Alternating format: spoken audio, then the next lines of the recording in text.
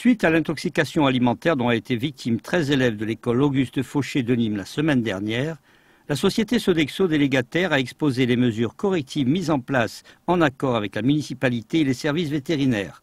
Après enquête, l'origine de l'intoxication a été le défaut d'étanchéité d'un sac contenant du maquereau à la moutarde.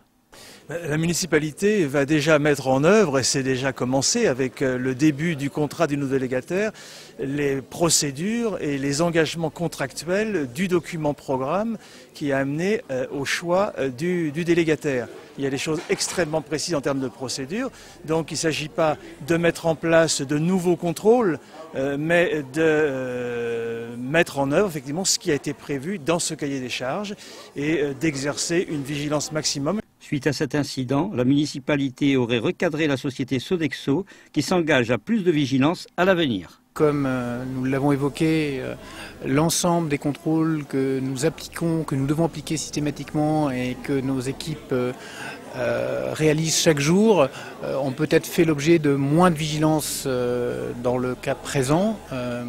Les mesures que nous avons définies visent à s'assurer que ces contrôles sont bien compris et seront appliqués par l'ensemble de nos collaborateurs, d'une part, et ensuite que nous, direction qualité de Sodexo France, soyons à même d'en vérifier l'application et l'efficacité au quotidien.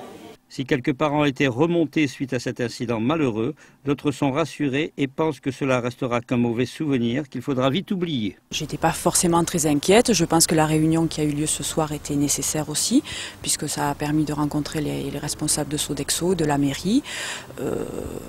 Donc pour moi tout va bien. Les enfants sont déjà retournés à l'école, à la cantine, sans appréhension. Donc ça va. Les enfants vont bien et voilà, nous, l'équipe de l'hôpital de Carremo, on souhaite une bonne continuation pour les enfants et pour l'école à Castanet. Voilà.